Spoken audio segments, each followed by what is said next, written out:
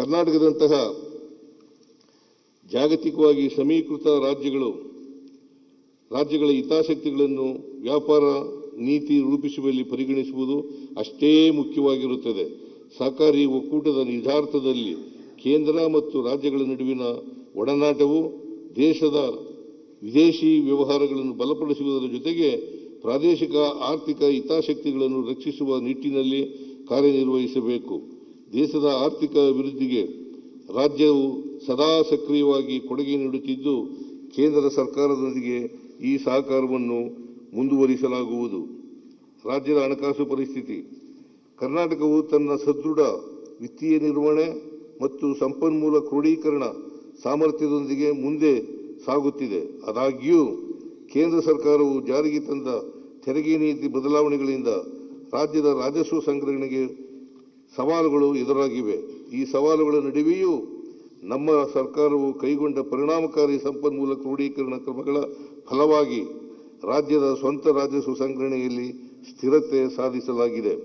2024-25 ರಾಜಸ್ವ ಸಂಗ್ರಹಣೆಗೆ ಹೋಲಿಸಿದರೆ 2025-26 ಪುರಸ್ಕೃತ ಅಂದಾಜುಗಳಲ್ಲಿ ರಾಜ್ಯದ ಸ್ವಂತ ರಾಜಸ್ವವು 8.3% ಬೆಳವಣಿಗೆ ದಾಖಲಿಸಿದೆ. ಸರಕು ಮತ್ತು ಸೇವಾ ತೆರಿಗೆ ಅಂದರೆ GST ರಾಜ್ಯದ ತೆರಿಗೆ ಆದಾಯದ ಪ್ರಮುಖ ರಾಜಸ್ವವಾಗಿದೆ. ರಾಜ್ಯದ ಸ್ವಂತ ತೆರಿಗೆ ರಾಜಸ್ವದಲ್ಲಿ GST ರಾಜಸ್ವವು 43% ಪಾಲು ಹೊಂದಿದೆ. GST ರಾಜಸ್ವ ಸಂಗ್ರಹಣೆಯಲ್ಲಿ ಕರ್ನಾಟಕವು ದೇಶದಲ್ಲಿಯೇ 2ನೇ ಸ್ಥಾನದಲ್ಲಿದೆ. ಕೇಂದ್ರ ಸರ್ಕಾರವು ಆರ್ಥಿಕ ವರ್ಷದ ಮಧ್ಯದಲ್ಲಿ ಅನಿರೀಕ್ಷಿತವಾಗಿ GST ದರ ತರ್ಕಬದ್ಧಗೊಳಿಸಿದ್ದರಿಂದ ರಾಜ್ಯದ ರಾಜಸ್ವ ಸಂಗ್ರಹಣೆಯು ಮತ್ತಷ್ಟು ಇಳಿಕೆಯಾಗಿದೆ. 2025-26 ಸಾಲಿನಲ್ಲಿ GST ತರ್ಕಬದ್ಧಗೊಳಿಸುವಿಕೆಗೂ ಮುನ್ನ ರಾಜ್ಯದ ಸರಾಸರಿ ಮಾಸಿಕ GST ರಾಜಸ್ವ ಸಂಗ್ರಹಣೆಯು 10% ಬೆಳವಣಿಗೆಯನ್ನು ದಾಖಲಿಸಿತ್ತು. ಆದರೆ ದರ ತರ್ಕಬದ್ಧಗೊಳಿಸುವಿಕೆಯ ನಂತರ GST ಸಂಗ್ರಹಣೆಯ ಮಾಸಿಕ ಬೆಳವಣಿಗೆಯು 4% ಕಡಿಮೆಯಾಗಿದೆ. ಪ್ರಸ್ತಾವಿತ ದರ ಪರಿಷ್ಕರಣೆಯಿಂದ ಪ್ರಸಕ್ತ ಸಾಲಿಗೆ ರಾಜ್ಯದ GST ಸಂಗ್ರಹಣೆಯ ಅಂದಾಜು 10,000 ಕೋಟಿ ರುಗಳ ಕೊರತೆ ಉಂಟಾಗಿದೆ.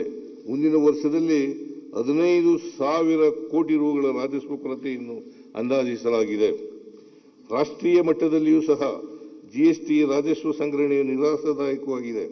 2025-26 ಸಾಲಿನ ಕೇಂದ್ರ ಸರ್ಕಾರದ ಆಯವ್ಯಯ ಅಂದಾಜುಗಳಿಗೆ ಹೋಲಿಸಿದರೆ ಪರಿಷ್ಕೃತ ಅಂದಾಜುಗಳಲ್ಲಿ GST ಸಂಗ್ರಹಣೆಯು 11% ಇಳಿಕೆಯಾಗಿದೆ ಹಾಗೂ 26-27 ಆಯವ್ಯಯ ಅಂದಾಜುಗಳಲ್ಲಿ 13.4% ಇಳಿಕೆಯಾಗಿದೆ. ಇದನ್ನು 2024-25 ವಾಸ್ತವ ಸಂಗ್ರಹಣೆಗಿಂತಲೂ ಕಡಿಮೆಯಾಗಿದೆ. ದೇಶದ GST ಸಂಗ್ರಹಣೆಯು ಪ್ರಸಕ್ತ ಸಾಲಿನಲ್ಲಿ 1.3 ಲಕ್ಷ ಕೋಟಿ ರುಗಳು ಮತ್ತು ಮುಂದಿನ ವರ್ಷದಲ್ಲಿ 2 ಲಕ್ಷ ಕೋಟಿ ರುಗಳು ಕೊರತೆಯಾಗಲಿದೆ. ಇದರ ಪರಿಣಾಮವಾಗಿ ರಾಜ್ಯಗಳಿಗೆ ನೀಡುವ ತೆರಿಗೆ ಹಂಚಿಕೆಯು ಕಡಿಮೆಯಾಗಲಿದೆ. GST ಸಂಗ್ರಹಣೆಯಲ್ಲಿನ ಕುಸಿತದಿಂದ ರಾಜ್ಯಗಳಲ್ಲಿನ ಹೆಚ್ಚಿನ ಹಣಕಾಸು ಒತ್ತಡ ಉಂಟಾಗಿದೆ. ತೆರಿಗೆ ರಚನೆಯಲ್ಲಿನ ಬದಲಾವಣೆ ಮತ್ತು GST ದರ ತರ್ಕಬದ್ಧಗೊಳಿಸುವಿಕೆಯು ಕೇಂದ್ರ ಸರ್ಕಾರಕ್ಕಿಂತ ಹೆಚ್ಚಾಗಿ ರಾಜ್ಯಗಳ ರಾಜಸ್ವ ಸಂಗ್ರಹಣೆಯ ಮೇಲೆ ನೇರವಾಗಿ ಪ್ರಭಾವ ಬೀರಿದೆ. ರಾಜ್ಯಗಳ ರಾಜಸ್ವ ನಷ್ಟವನ್ನು ಎದುರಿಸುತ್ತಿರುವ ಸಂದರ್ಭದಲ್ಲಿ ಮಾದಕ ವಸ್ತುಗಳು ಮತ್ತು ಐಷಾರಾಮಿ ವಸ್ತುಗಳ ಮೇಲೆ ಸೆಸ್ ಮತ್ತು ಇತರ ತೆರಿಗೆಗಳನ್ನು ವಿಧಿಸುವ ಮೂಲಕ ಕೇಂದ್ರ ಸರ್ಕಾರವು ರಾಜಸ್ವವನ್ನು ಸಂಗ್ರಹಿಸುತ್ತಿದ್ದು, ಈ ಆದಾಯದ ಸಂಪೂರ್ಣ ಮೊತ್ತವು ಕೇಂದ್ರ ಸರ್ಕಾರದ ಬೊಕ್ಕಸವನ್ನು ಸೇರಲಿದೆ. GST ದರ ತರ್ಕಬದ್ಧಗೊಳಿಸುವಿಕೆಯನ್ನು ರಾಜ್ಯ ಸರ್ಕಾರ ತಾತ್ವಿಕವಾಗಿ ಬೆಂಬಲಿಸುತ್ತದೆ. ಆದರೆ ಇದರಿಂದ ರಾಜ್ಯಗಳಿಗೆ ಉಂಟಾಗುವ ರಾಜಸ್ವ ನಷ್ಟವನ್ನು ಪರಿಹರಿಸುವುದರ ಜೊತೆಗೆ ರಾಜ್ಯಗಳ ಹಿತಾಸಕ್ತಿಗಳನ್ನು ಕಾಪಾಡುವ ಉದ್ದೇಶದಿಂದ ಕರ್ನಾಟಕವು ಇತರ 7 ರಾಜ್ಯಗಳೊಂದಿಗೆ ಸೇರಿ GST ಮಂಡಳಿ ಜಂಟಿ ಜ್ಞಾಪಕ ಪತ್ರವನ್ನು ಸಲ್ಲಿಸಿತ್ತು. ಈ ದರ ಪರಿಷ್ಕರಣೆಯು ರಾಜ್ಯಗಳ ರಾಜಸ್ವಕ್ಕೆ ವ್ಯತಿರಿಕ್ತ ಪರಿಣಾಮ ಬೀರಿದೆ. ರಾಜ್ಯದ ರಾಜಸ್ವ ಸಂಗ್ರಹಣೆಯನ್ನು ರಕ್ಷಿಸುವ ರೀತಿಯಲ್ಲಿ ರೂಪಿತವಾಗಬೇಕು. GST ತರ್ಕಬದ್ಧಗೊಳಿಸುವಿಕೆಯಿಂದ ಉಂಟಾಗಿರುವ ರಾಜಸ್ವ ನಷ್ಟವನ್ನು ಸರಿದೂಗಿಸಲು ರಾಜ್ಯಗಳಿಗೆ ಅಗತ್ಯ ಪರಿಹಾರವನ್ನು ನೀಡುವಂತೆ ಕೇಂದ್ರ ಸರ್ಕಾರಕ್ಕೆ ನಮ್ಮ ಒತ್ತಾಯವು ಮುಂದುವರಿಯಲಿದೆ. ರಾಜ್ಯಗಳ ಸ್ವಂತ ತೆರಿಗೆ ರಾಜಸ್ವದ ಮೇಲಿನ ಈ ನಿರ್ಬಂಧಗಳ ಹಿನ್ನೆಲೆಯಲ್ಲಿ ಕೇಂದ್ರ ಸರ್ಕಾರದಿಂದ ಸ್ವೀಕೃತವಾಗುವ ತೆರಿಗೆ ಹಂಚಿಕೆಯು ಇನ್ನಷ್ಟು ನಿರ್ಣಾಯಕವಾಗುತ್ತದೆ. 14ನೇ ಹಣಕಾಸು ಆಯೋಗವು ರಾಜ್ಯದ ತೆರಿಗೆ ಹಂಚಿಕೆಯ ಪಾಲನ್ನು ಶೇಕಡಾ 4.713% ಶಿಫಾರಸು ಮಾಡಿತ್ತು. ಆದರೆ 15ನೇ ಹಣಕಾಸು ಆಯೋಗದ ಅವಧಿಯಲ್ಲಿ ರಾಜ್ಯದ ತೆರಿಗೆ ಪಾಲು 3.647ಕ್ಕೆ ಇಳಿಕೆಯಾಗಿದ್ದು, ಇದು ಹಿಂದಿನ ಆಯೋಗದ ಶಿಫಾರಸಿಗೆ ಹೋಲಿಸಿದರೆ ಶೇಕಡಾ 23% ಕಡಿಮೆಯಾಗಿದೆ. 15ನೇ ಹಣಕಾಸು ಆಯೋಗದ 6 ವರ್ಷಗಳ ಅವಧಿಯಲ್ಲಿ ಒಟ್ಟಾರೆ ಸುಮಾರು 65,000 ಕೋಟಿಗಳ ನಷ್ಟ ಉಂಟಾಗಿದೆ. ಇದಲ್ಲದೆ 15ನೇ ಹಣಕಾಸು ಆಯೋಗವು ಶಿಫಾರಸು ಮಾಡಿದ 5,495 ಕೋಟಿ ರುಗಳ ವಿಶೇಷ ಅನುದಾನ ಮತ್ತು 6,000 ಕೋಟಿ ರುಗಳ ರಾಜ್ಯ ಕೇಂದ್ರಿತ ಅನುದಾನಗಳನ್ನು ಕೇಂದ್ರ ಸರ್ಕಾರ ಬಿಡುಗಡೆ ಮಾಡಿರುವುದಿಲ್ಲ. ರಾಜ್ಯಗಳಿಗೆ ನ್ಯಾಯಯುತ ತೆರಿಗೆ ಹಂಚಿಕೆ ಮಾಡಲು ಸಮಾನತೆ ಮತ್ತು ಬೆಳವಣಿಗೆ ಎರಡಕ್ಕೂ ಪ್ರಾಮುಖ್ಯತೆ ನೀಡುವ ಸೂತ್ರವನ್ನು ಶಿಫಾರಸು ಮಾಡಬೇಕು ಎಂದು ರಾಜ್ಯವು 16ನೇ ಹಣಕಾಸು ಆಯೋಗಕ್ಕೆ ಮನವಿ ಮಾಡಿತ್ತು. ಆದಾಯ ಅಂತರಕ್ಕೆ ನಿಗದಿಪಡಿಸಲಾದ ಹೆಚ್ಚಿನ ತೂಕವನ್ನು ಕಡಿಮೆ ಮಾಡಿ ವಿತ್ತೀಯ ನಿರ್ವಹಣೆ ಮತ್ತು ದೇಶದ ಆರ್ಥಿಕತೆಗೆ ರಾಜ್ಯದ ಕೊಡುಗೆಯ ಮಾನದಂಡವನ್ನು ತೆರಿಗೆ ಹಂಚಿಕೆ ಮತ್ತು ಸೂತ್ರ ನಿರ್ಧರಿಸಲು ಪರಿಗಣಿಸಬೇಕೆಂದು ನಾವು ಒತ್ತಾಯಿಸಿದ್ದೇವೆ. 16ನೇ ಹಣಕಾಸು ಆಯೋಗವು 26/31 ಅವಧಿಗೆ ತನ್ನ ವರದಿಯನ್ನು ಸಲ್ಲಿಸಿದೆ ಮತ್ತು ಕರ್ನಾಟಕಕ್ಕೆ ಶೇಕಡಾ 4.131% ತೆರಿಗೆ ಪಾಲನ್ನು ಶಿಫಾರಸು ಮಾಡಿದೆ.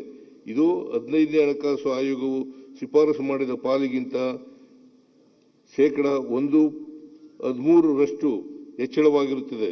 14ನೇ ಹಣಕಾಸು ಆಯೋಗವು ಶಿಫಾರಸು ಮಾಡಿದ ಶೇಕಡಾ 4.713% ತೆರಿಗೆ ಪಾಲನ್ನು ರಾಜ್ಯವು ನಿರೀಕ್ಷಿಸಿದರೂ 16ನೇ ಹಣಕಾಸು ಆಯೋಗದ ಶಿಫಾರಸು ರಾಜ್ಯಕ್ಕೆ ತೆರಿಗೆ ಹಂಚಿಕೆಯಲ್ಲಿ ಆದ ಅನ್ಯಾಯವನ್ನು ಭಾಗಶಃ ಪರಿಹರಿಸಿದೆ. ತೆರಿಗೆ ಹಂಚಿಕೆ ಸೂತ್ರವನ್ನು ನಿರ್ಧರಿಸುವ ಸಂದರ್ಭದಲ್ಲಿ 16ನೇ ಹಣಕಾಸು ಆಯೋಗವು ರಾಜ್ಯಗಳ ಆರ್ಥಿಕ ಕಾರ್ಯಕ್ಷಮತೆ ಮತ್ತು ಬೆಳವಣಿಗೆಯ ಸಾಮರ್ಥ್ಯವನ್ನು ಗುರುತಿಸುವ ಉದ್ದೇಶದಿಂದ ದೇಶದ ಜಿಡಿಪಿಗೆ ರಾಜ್ಯದ ಕೊಡುಗೆಯನ್ನು ಮಾನದಂಡವಾಗಿ ಪರಿಗಣಿಸಿರುವುದು ಆರ್ಥಿಕ ಆಯೋಗದ ತತ್ವಗಳಲ್ಲಿ ಒಂದು ಮಹತ್ವದ ಬೆಳವಣಿಗೆಯಾಗಿದ್ದು, ರಾಜ್ಯವು ಇದನ್ನು ಸ್ವಾಗತಿಸುತ್ತದೆ. ಮುಂದಿನ ಹಣಕಾಸು ಆಯೋಗವು ಸಹ ಆರ್ಥಿಕ ಕಾರ್ಯಕ್ಷಮತೆ ಮತ್ತು ಬೆಳವಣಿಗೆಯ ಸಾಮರ್ಥ್ಯವನ್ನು ಗುರುತಿಸುವ ಮೂಲಕ ಕರ್ನಾಟಕ ರಾಜ್ಯವು ಸೇರಿದಂತೆ ಆರ್ಥಿಕ ಬೆಳವಣಿಗೆ ಸಾಧಿಸುತ್ತಿರುವ ಇತರ ರಾಜ್ಯಗಳಿಗೆ ಉತ್ತಮವಾಗಿ ಕಾರ್ಯನಿರ್ವಹಿಸಲು ಪ್ರೋತ್ಸಾಹಿಸಲಿದೆ ಎಂದು ನಾವು ಭಾವಿಸುತ್ತೇವೆ. ರಾಜಸ್ವ ಸಂಗ್ರಹಣೆಗಿರುವ ಈ ನಿರ್ಬಂಧಗಳ ನಡುವೆಯೂ ರಾಜ್ಯವು ಆರ್ಥಿಕ ಬೆಳವಣಿಗೆಗೆ ಜನ ಕಲ್ಯಾಣ ಮತ್ತು ವಿತ್ತೀಯ ಶಿಸ್ತನ್ನು ಸಮತೋಲನದಲ್ಲಿ ಕಾಯ್ದುಕೊಳ್ಳಲು ವೆಚ್ಚ ನಿರ್ವಹಣೆಗೆ ಆದ್ಯತೆ ನೀಡಿದೆ. ರಾಜ್ಯವು ಸಮಾಜದ ಕಲ್ಯಾಣಕ್ಕೆ ನೀಡಿದ ಬದ್ಧತೆಯನ್ನು ಪ್ರಾಮಾಣಿಕವಾಗಿ ನಿರ್ವಹಿಸುತ್ತಿದೆ. ಸರ್ಕಾರದ ಗ್ಯಾರಂಟಿ ಯೋಜನೆಗಳು ಜಾರಿಯಾದಾಗಿನಿಂದ ಫೆಬ್ರವರಿ 2026ರವರೆಗೆ ಒಟ್ಟು 1,21,598 ಕೋಟಿ ರುಗಳ ವೆಚ್ಚ ಮಾಡಲಾಗಿದೆ.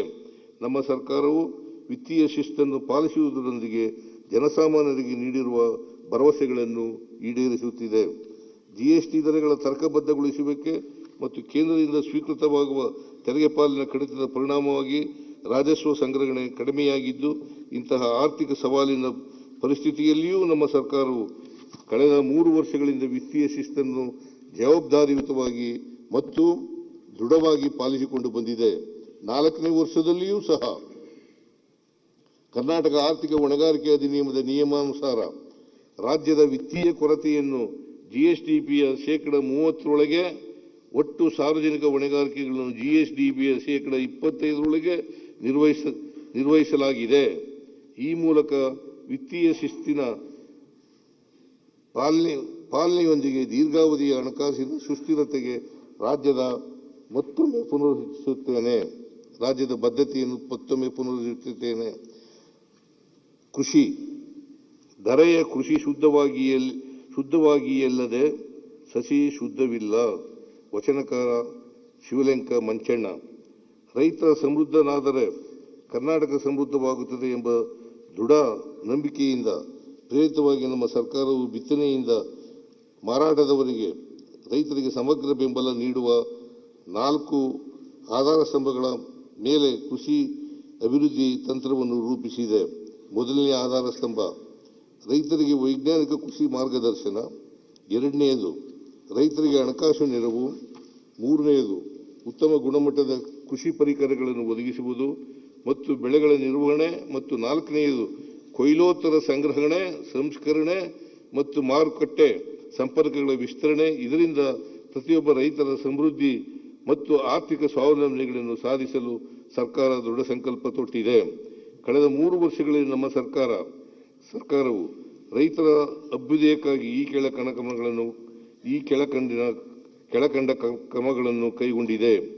40 ಲಕ್ಷ ರೈತರಿಗೆ 468 ಕೋಟಿ ರು ಮೊತ್ತದಲ್ಲಿ ಬಿತ್ತನೆ ಬೀಜಗಳಿಗೆ ಸಹಾಯಧನ ವಿತರಣೆ.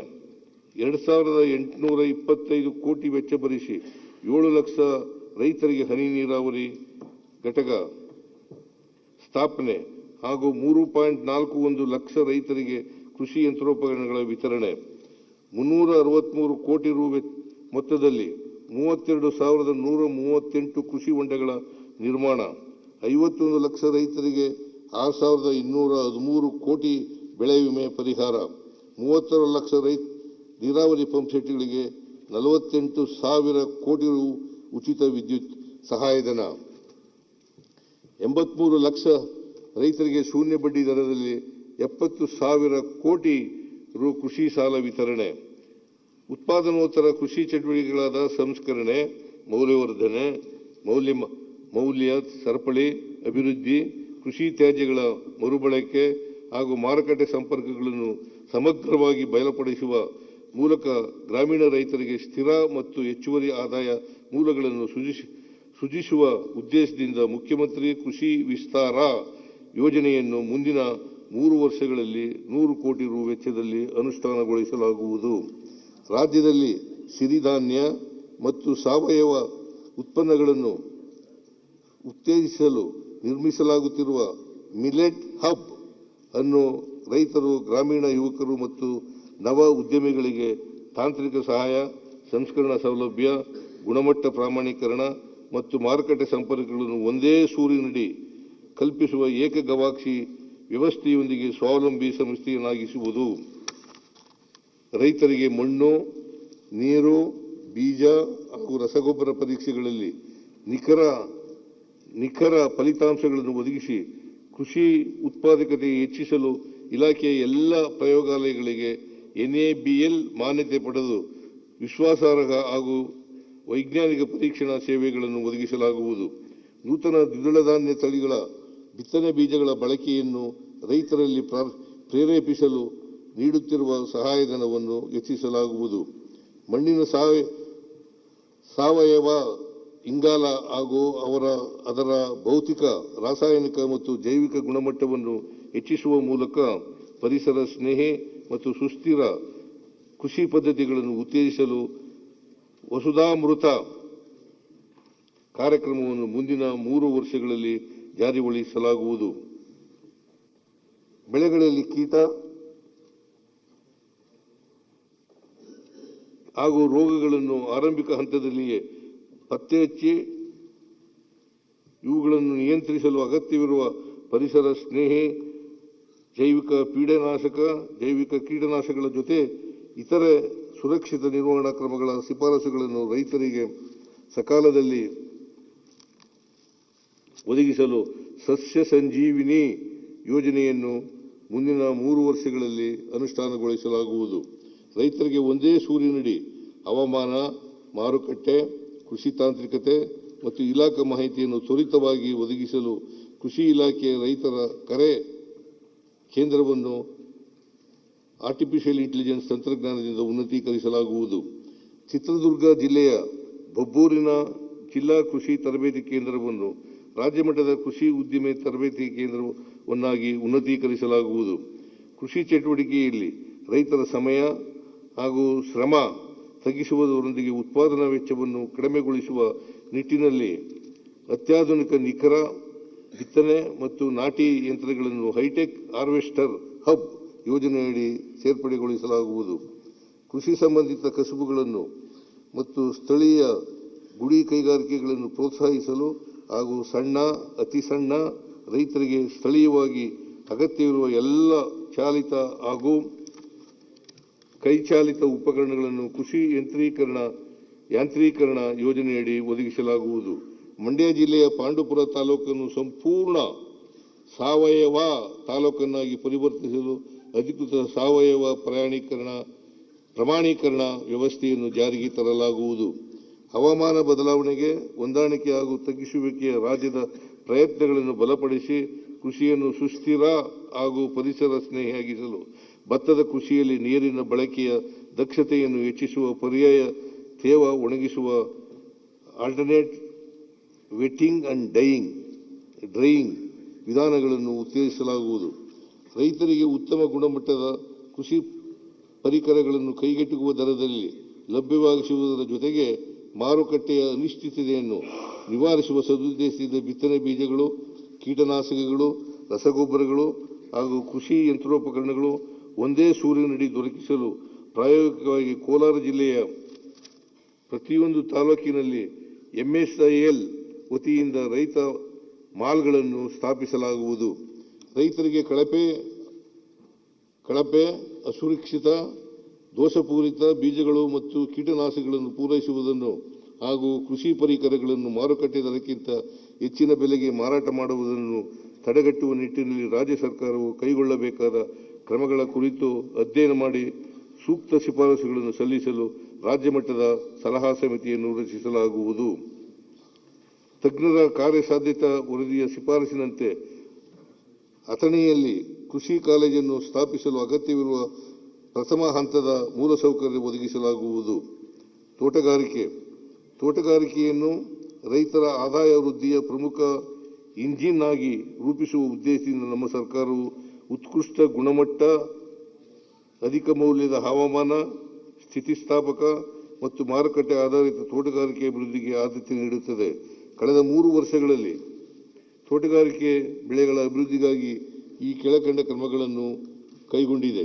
ಹೊಸದಾಗಿ 89,000 ಹೆಕ್ಟೇರ್ ಪ್ರದೇಶದಲ್ಲಿ ತೋಟಗಾರಿಕಾ ಬೇಸಾಯ ಅಳವಡಿಕೆ, 2.23 ಲಕ್ಷ ಹೆಕ್ಟೇರ್ ಪ್ರದೇಶದಲ್ಲಿ ಹನಿ ನೀರಾವರಿ ಅಳವಡಿಸಿ 2.36 ಲಕ್ಷ ರೈತರಿಗೆ ಅನುಕೂಲ. ಬೆಳೆ ವಿಮೆ ಯೋಜನೆಯಡಿ 11 ಲಕ್ಷ ರೈತರಿಗೆ 2,378 ಕೋಟಿ ರುಗಳ ಬೆಳೆ ವಿಮೆ ಪರಿಹಾರ, 21,360 ಫಲಾನುಭವಿಗಳಿಗೆ 9,800 ಕೊಯ್ಲೋತ್ತರ ಘಟಕಗಳ ನಿರ್ಮಾಣ. ತೋಟಗಾರಿಕೆ ಇಲಾಖೆಯ ಕ್ಷೇತ್ರಗಳು ಮತ್ತು ನರ್ಸರಿಗಳಲ್ಲಿ ಲಭ್ಯವಿರುವ ಜಮೀನನ್ನು ಉಪಯೋಗಿಸಿ ಉತ್ಕೃಷ್ಟ ಮೌಲ್ಯದ ತೋಟಗಳ ಅಭಿವೃದ್ಧಿ, ಕೊಯ್ಲೋತ್ತರ ಸೌಲಭ್ಯಗಳು ಹಾಗೂ ತೋಟಗಾರಿಕೆ ಆಧಾರಿತ ಕೈಗಾರಿಕೆಗಳನ್ನು PPP ಮಾದರಿಯಲ್ಲಿ ಸ್ಥಾಪಿಸಲಾಗುವುದು.